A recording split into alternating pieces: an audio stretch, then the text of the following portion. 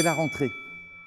Alors on peut être nostalgique des vacances passées ou déjà imaginer les vacances à venir dans quelques mois. Quoi qu'il en soit, c'est la rentrée de septembre et nous sommes tous présents pour faire rayonner la joie et la paix que Dieu nous donne.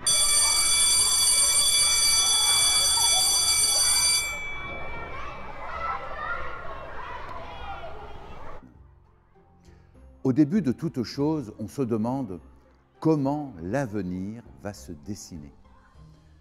En ce mois de septembre, plusieurs questions se posent. Allons-nous réussir le culte de rentrée?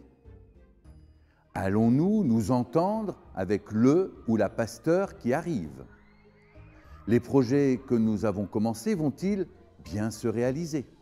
Bref, tout un tas de questions bien normales se dressent devant nous. Nous aimerions évidemment être dans une paroisse où chacun se sent accueilli et où de belles choses sont proposées. Malheureusement, cela n'est pas toujours le cas.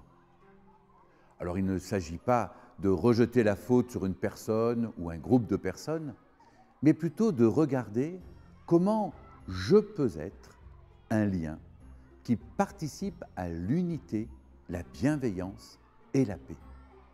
Quoique certains le pensent, l'Église, chers amis, c'est chacun d'entre nous. L'Église, c'est ce que je lui consacre. L'Église, c'est ce que je lui donne en temps, en argent, en intelligence. Je dis que nous avons bien souvent l'Église que nous méritons. Cette affirmation peut être en débat, bien sûr, mais il me semble que si nous décidons ensemble les priorités que nous souhaitons vivre, alors vont se dessiner d'autres visages de notre Église. Comment l'Église va se dessiner? C'est à chacun de nous de le décider. Réfléchir à nos objectifs et ensuite mettre tout en place pour les réaliser.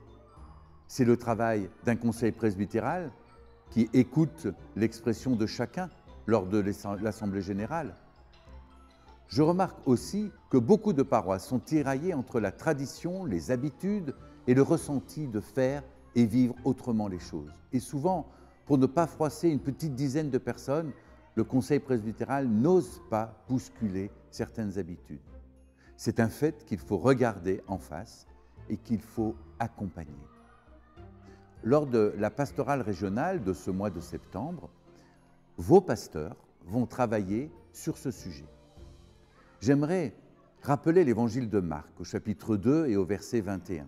On peut y lire « Personne ne coud une pièce de drap neuf à un vieil habit. Autrement, la pièce de drap neuf emporte une partie du vieux et la déchirure serait pire. » Ce que dit l'Évangile à travers ce verset, c'est que dans nos vies, il faut savoir faire du neuf sans toujours l'intégrer à de l'ancien.